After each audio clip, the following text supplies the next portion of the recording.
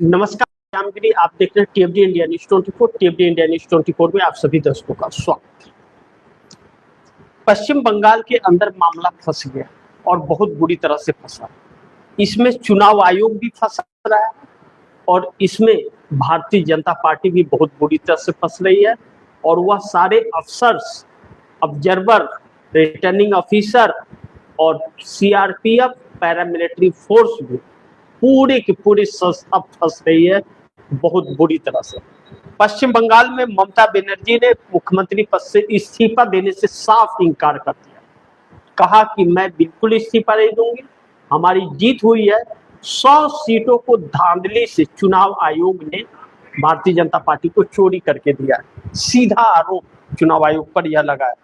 अभिषेक बनर्जी ने CCTV footage जारी करने का कहा है कि अगर चुनाव आयोग सीसीटीवी फुटेज जारी करे, यहां तक कि फॉर्म 17C से ईवीएम मशीन के सीरियल नंबर भी नहीं मिले हैं 100 सीटों पर, ऐसी बात उन्होंने कही है। और कहा कि इसका रिकॉर्ड है हमारे पास और बहुत सारे प्रूफ हैं। हमने कंप्लेन भी चुनाव आयोग को किया लेकिन कोई सुनवाई नहीं हुई। केंद्र से अफसरों को बुला करके धांधली की गई और 12 बजे के बाद टीएमसी कार्यकर्ताओं को, एजेंटों को मार मार के भगा दिया गया और पूरा हाईजैक कर लिया गया। सुबह 12:30 बजे से लेकर के और शाम को 5:30 बजे तक वेबसाइट चुनाव आयोग का काम नहीं कर रहा था। इसी बीच सारी धांधली हुई और जैसे भारतीय जनता पार्टी बहुमत वाले आंकड़े पर लीड की, वैसे तुरंत रोक दिया गया और टीएमसी के लीड को नहीं दिखाया गया और दिखा करके एक माहौल बनाया गया और उसके तहत उपद्रव मचा करके और पूरे टीएमसी के कार्यकर्ताओं और एजेंटों को मार करके भगाया गया और उसी बीच सारे ईवीएम बदल दिए गए।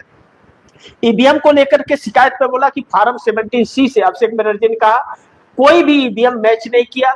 ईवीएम की बैटरी जो पैकिंग के वक्त 30% थी, जब ईवीएम खुल रहा है तो 90% और सीरियल नंबर नहीं मिल रहा है। ऐसे में सारे, मैं यह नहीं कहता कि ईवीएम में वोट गलत है, लेकिन ईवीएम बदल गया है।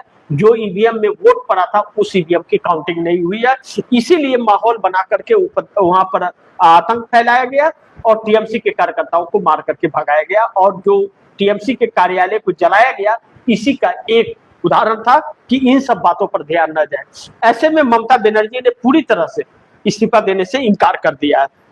दूसरी चीज, कल्याण बनर्जी सांसद है टीएमसी के, उन्होंने बयान दिया कि तृणमूल कांग्रेस के एक कार्यकर्ता की भाजपा समर्थित बदमाशों द्वारा बेरहमी से हत्या कर दी गई है, जो इस बात का संकेत है कि बंगाल हिंसा और धमकी से चिन्हित तथाकथित परिवर्तन के एक खतरनाक दौर में धकेला जा रहा है पश्चिम बंगाल को, यह उन्होंने कहा।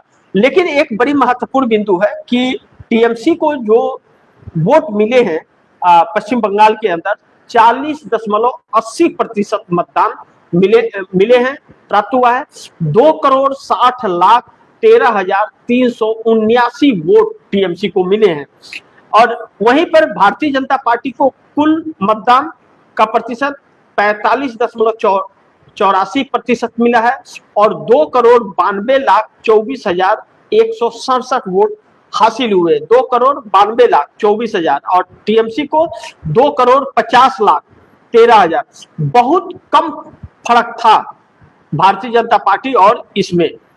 अब ऐसे में दोनों के बीच वोट शेयर का फर्क जो था 5.04% का सिर्फ डिफरेंस रहा। यह फायदा सिर्फ 32 लाख, एक फासला सिर्फ 32,10,788 वोट का फासला है और 32,10,788 वोट।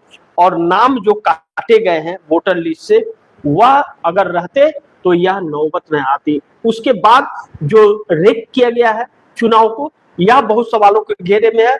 ममता बनर्जी के यह कहने पर कि हम इस्तीफा नहीं देंगे, बाकायदे प्रेस कॉन्फ्रेंस किया ममता बनर्जी ने और ममता बनर्जी ने विपक्षी दलों के, हर विपक्षी दलों का नाम लिया कि सबका फोन हमारे पास आया था, हर कोई हमारे साथ है, पूरा इंडिया गठबंधन साथ है और मैं इस्तीफा नहीं दूंगी और सरकार नहीं बनने दूंगी। हमारा सरकार है और हम ही चलाएंगे। बंगाल को भारतीय जनता पार्टी को नहीं सौंपेंगे और इस्तीफा किसी भी कीमत पर नहीं देंगे।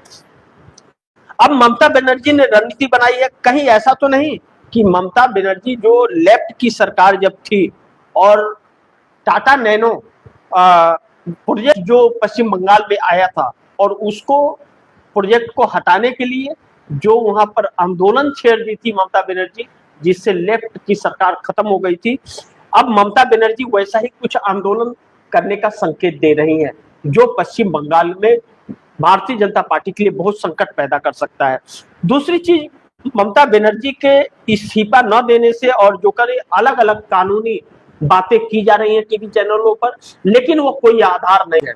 हकीकत यह है ममता बनर्जी के इस्तीफा न देने से भारतीय जनता पार्टी सरकार नहीं बना पाएगी, शपथ ग्रहण नहीं हो पाएगा। राज्यपाल शपथ नहीं दिला सकता जब तक मौजूदा मुख्यमंत्री इस्तीफा न दे दे, दूसरा मुख्यमंत्री शपथ नहीं ले सकता किसी भी स्टेट के अंदर।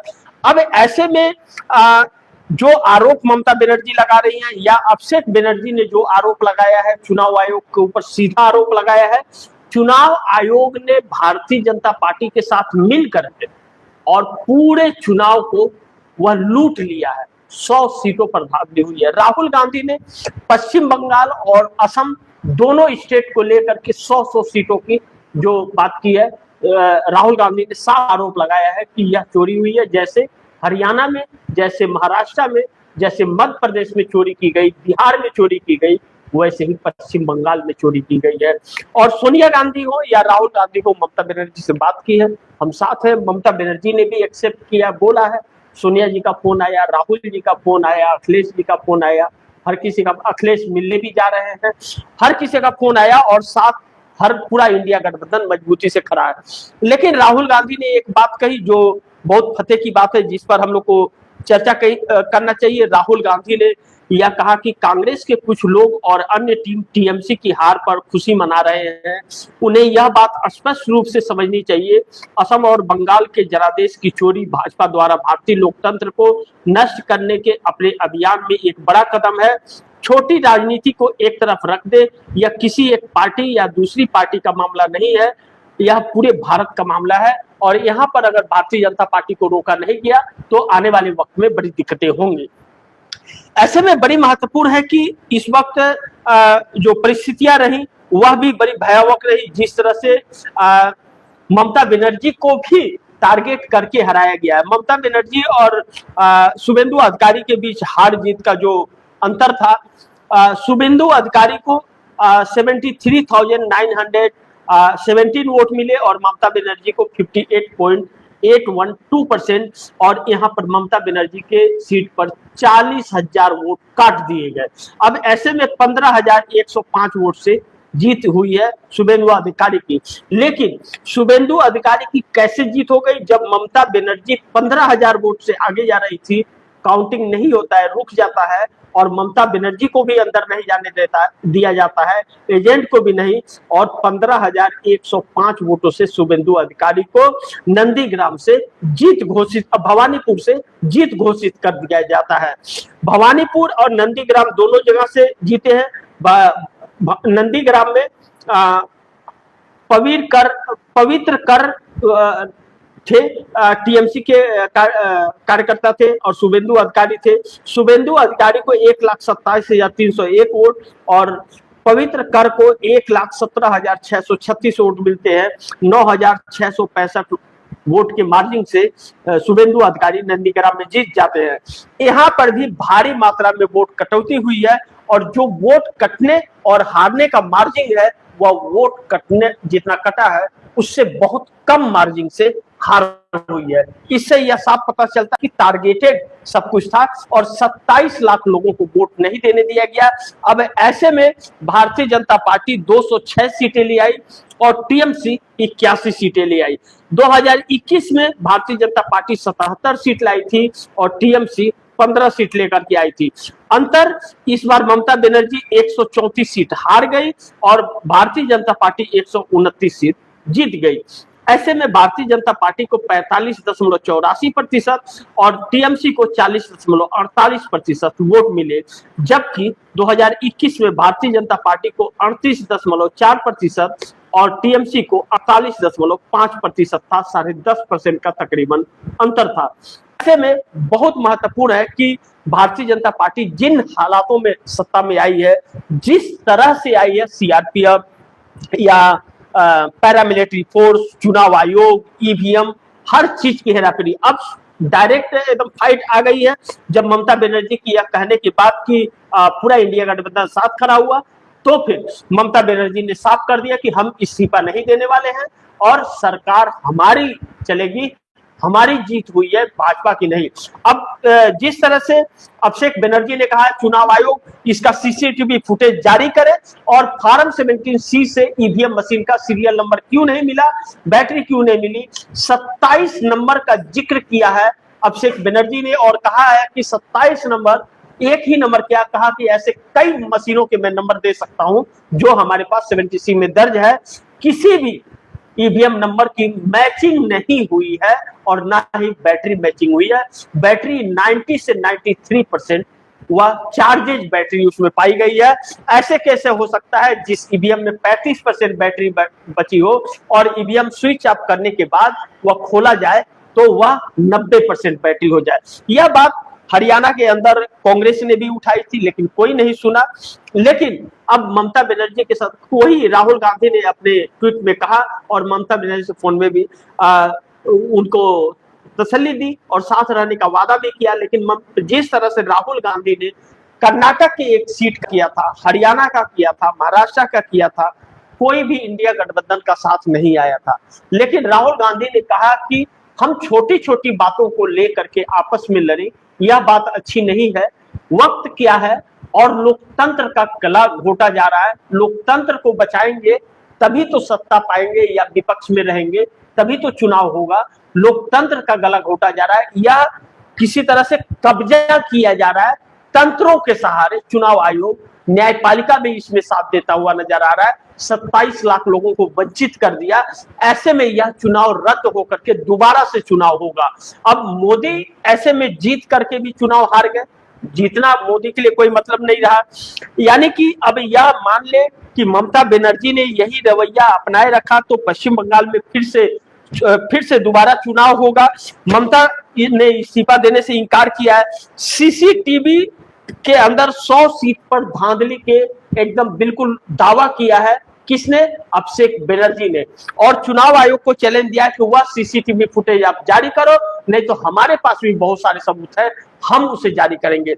ऐसे में चुनाव आयोग बुरी तरह से फंस गया है और न्यायपालिका ने 27 लाख लोगों को वोट नहीं डालने दिया, वो उस पर फैसला नहीं दिया। इसको लेकर के न्यायपालिका में अब सरकार से लेकर के न्यायपालिका चुनाव आयोग तक फंसे हुए हैं। और ममता बनर्जी ने जिस तरह इंडिया गठबंधन का जिक्र किया, कहीं ऐसा ना हो कि पश्चिम बंगाल में ममता बनर्जी, आसाम में कांग्रेस और महाराष्ट्र में उद्धव ठाकरे और शरद पवार, और जिस तरह से स्टालिन अगर एक साथ अगर सड़क पर आना शुरू कर दिए कार्यकर्ताओं के साथ और कांग्रेस का कैडर पूरे देश में उतर गया, अखिलेश यादव उत्तर प्रदेश के अंदर, तो फिर न्यायपालिका के लिए, चुनाव आयोग के लिए और मोदी के लिए शुभ संकेत नहीं होगा।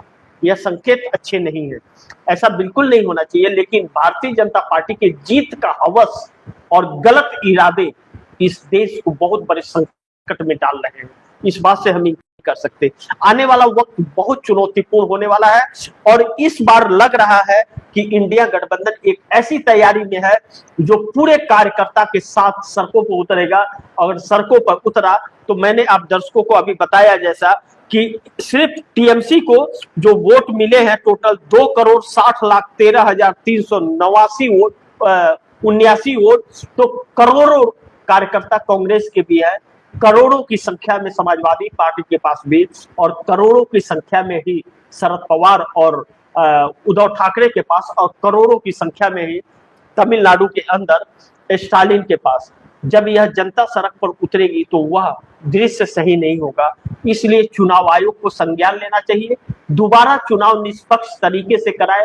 कौन पार्टी जीत रही है, कौन हार रहा है, लोकतंत्र में यह मायने नहीं रखता। लोकतंत्र में यह मायने रखता है कि जनता किसे वोट दे रही है और जनता किसकी सरकार चुन रही है, यह जनता का हक है। लेकिन चुनाव आयोग ज्ञानेश कुमार ने जिस तरह से सारी हदें लांघ दी है, पार कर दिया है, न्यायपालिका ने भी नजरअंदाज किया है और न्यायपालिका ने भी उतने ही गुनाहगार न्यायपालिका भी है जितना कि ज्ञानेश कुमार।